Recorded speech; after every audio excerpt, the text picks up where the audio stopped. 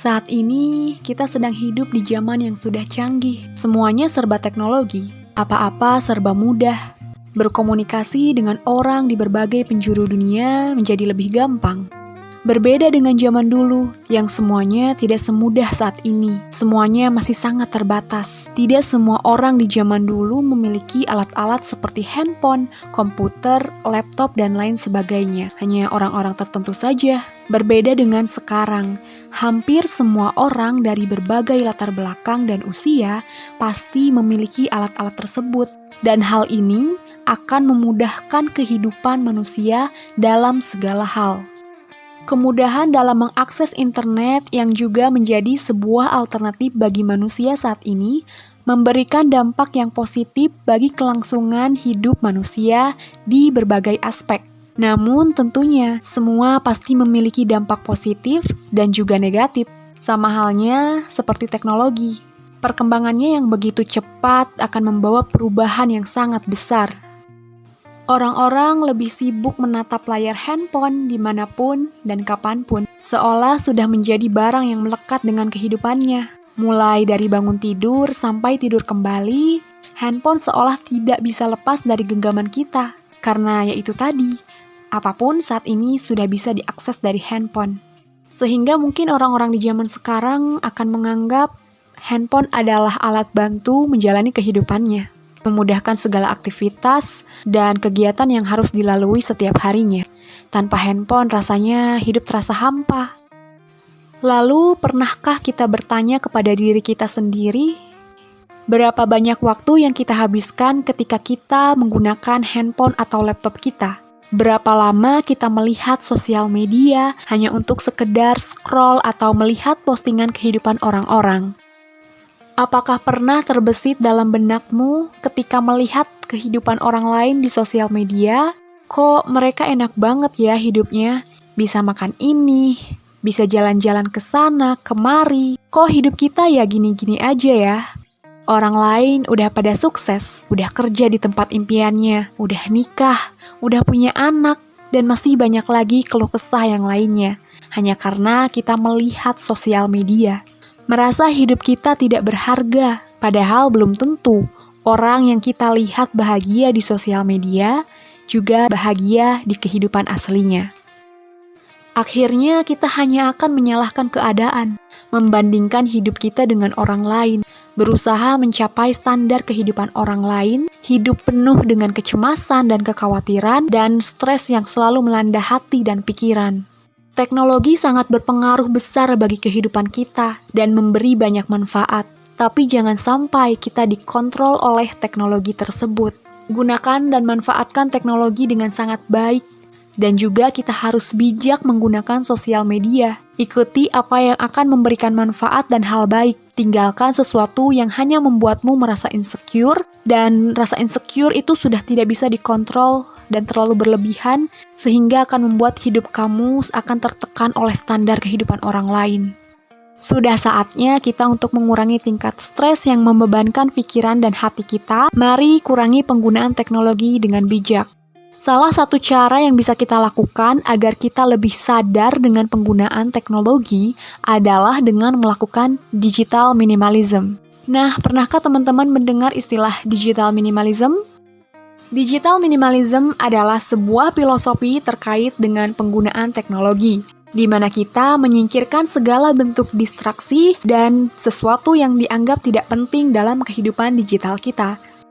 Digital minimalism merupakan sebuah cara untuk membatasi penggunaan teknologi dan digitalisasi. Dengan menerapkan digital minimalism, kita hanya akan fokus menggunakan teknologi dengan sebaik dan sebijak mungkin, membatasi kegiatan berselancar di dunia maya, mengurangi waktu online di sosial media, agar kita lebih fokus pada kehidupan nyata kita.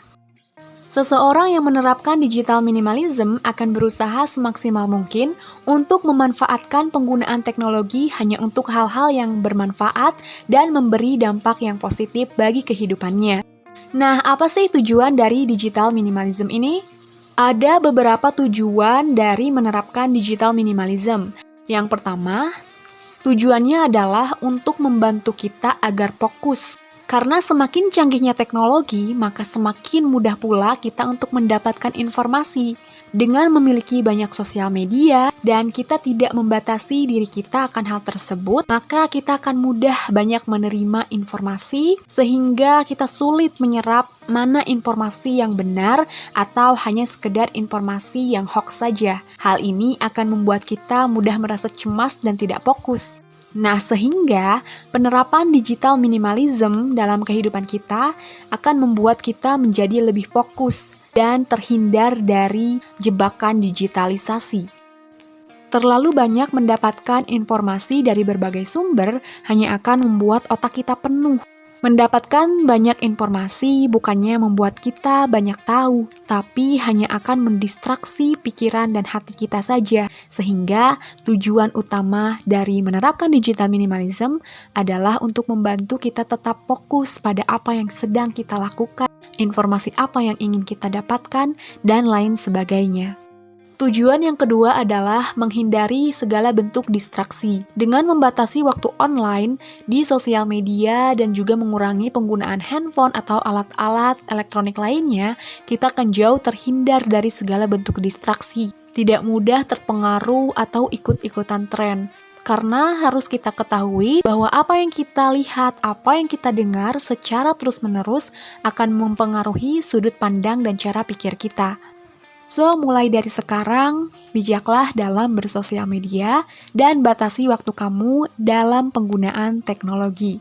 Tujuan yang ketiga adalah mengurangi tingkat stres. Penggunaan sosial media atau terlalu berlarut dalam dunia digitalisasi bisa memicu tingkat stres seseorang. Ketika mereka sudah tidak bisa mengontrol diri mereka akan sering merasa cemas dan lelah mental. Karena mereka terlalu terekspos dengan kebahagiaan yang ditampilkan oleh orang lain di sosial media. Hingga hal ini akan memicu rasa insecure dan terus membandingkan diri dengan orang lain. Yang terakhir adalah ketika kita menerapkan digital minimalism, kita akan jauh lebih menikmati dunia nyata kita. Tidak bisa dipungkiri lagi bahwa saat ini semua hal bisa dilakukan secara digital. Hingga mungkin kita lupa akan dunia nyata. Ketika kita sudah merasa asik dengan kehidupan sosial media, berlama-lama dalam penggunaan handphone, dan lain sebagainya, hal ini akan membuat kita menjadi seseorang yang kurang peka terhadap lingkungan sekitar dan apa yang terjadi di lingkungan sekitar kita, karena kita hanya fokus pada dunia maya kita saja. Itu tadi beberapa tujuan dari digital minimalism. Mari kita sama-sama belajar untuk memulai digital minimalism agar ruang di handphone kita lebih banyak lagi, agar memori kita lebih bebas dari file-file sampah yang sudah tidak digunakan lagi. Dan yang paling penting adalah kita bisa lebih fokus pada diri kita, pada kehidupan nyata kita, dan berusaha menyeimbangkan keduanya, agar kehidupan kita jauh lebih produktif, lebih sehat, dari segi fisik dan juga mental. Kita bisa memulai digital minimalism dari hal-hal yang simple, sesimpel misalnya mendeklutter aplikasi, foto, video, atau menghapus email dan chat secara berkala. Batasi waktu dalam bersosial media dan bijaklah dalam memilih informasi. Matikan notifikasi dari aplikasi-aplikasi yang kurang penting. Hal ini agar kita terhindar dari kecanduan gadget. Dengan mematikan notifikasi, setidaknya rasa keinginan kita untuk melihat handphone menjadi berkurang. Sekian dulu video kali ini, and thank you for watching this video. Semoga bermanfaat dan menginspirasi.